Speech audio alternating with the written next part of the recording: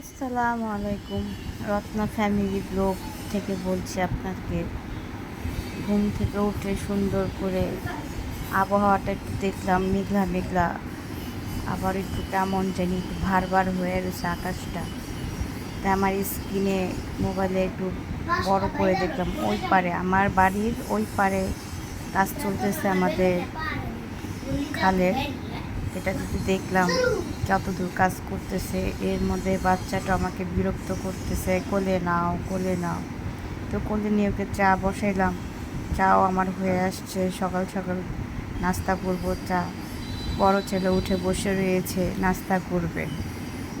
তারপর নাস্তা করার পর আমি একটু চলে গেলাম আপনার ভাইয়াকে নিয়ে একটু বাজারের দিকে। তো বাজারে ঘুরলাম ঠিকই, কিন্তু ওইখানে একটা মাছ টাছ কিছু পছন্দ হলো না।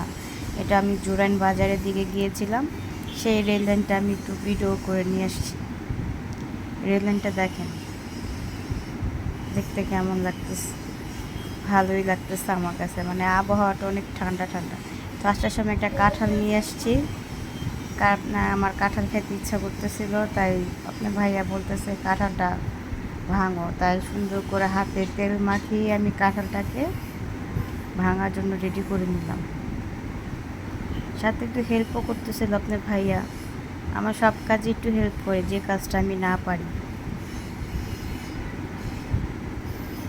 কারণ কাঁঠালটা ভাঙবো, কিন্তু আমি হাতে জোর দিয়ে ভাঙতে পারতেছি না, আমার হাতে ব্যথা।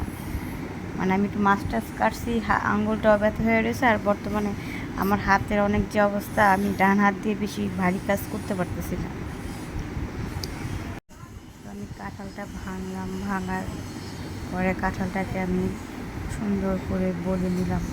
আবার ক্যামেরাটা আমি একটু ঠিক করে নিতেছি, কারণ আমার ঘরে আমি একা গুছা টুছা বসছি, মানে বিরক্তকর লাগতেছে। আপনার ভাইয়াকে বলতেছে তুমি কাঁঠালটা ভাঙো, কিন্তু ভাঙলো না।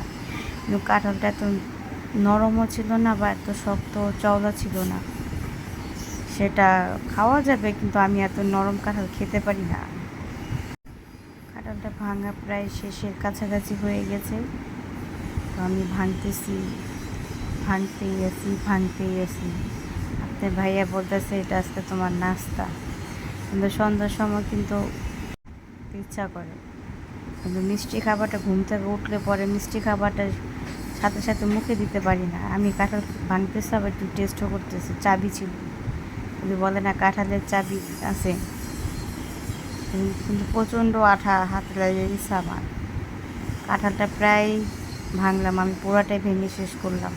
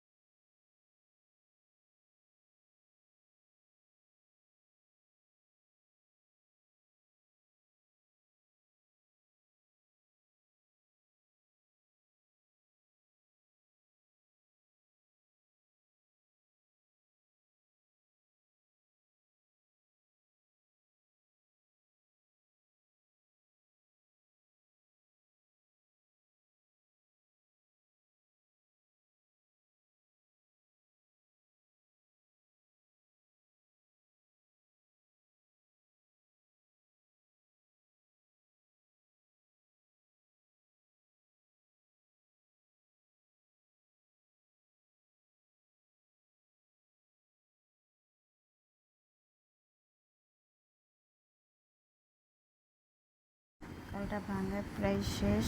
তারপর একটু ভিডিও ঠিক করলাম। তারপর সকালে ঘুম থেকে উঠে আমি একটু রান্নার কাজে গেছিলাম। ভিডিওটা শর্ট হয়ে গেছে ভাই। আমার ছেলে জানি কোন অপশনে টিপ দিচ্ছে, তাই আমি ঠিক মতন মোবাইলটা চেক করতে পারিনি। এখন ভিডিও ভয়েস দিতে যা দেখে আমার ভিডিওটা এই অবস্থা করে গেছে। হ্যাঁ, আপনারাই বলেন আমি কি করতে পারি? এখন তো আর কিছু করতে পারতেছিলাম, কারণ ভিডিওটা ভয়েস দিতেছিলাম, তাই আপনাদের সাথে ভয়েস আমি কথাটা বললাম। কিছু মনে করবেন না। যদি আমার ভিডিওটা ভালো লাগে লাইক করবেন, কমেন্ট করবেন, সাবস্ক্রাইব করবেন।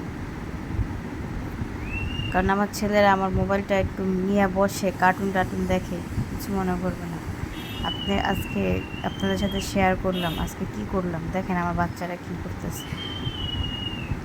মানে রান্নার ফাঁকে ওদেরকে একটু ক্যামেরায় তুলে ধরি, ওদের ঘরে আটকায় রেখে বেশিরভাগ আমি বাইরে যেতে দিই না।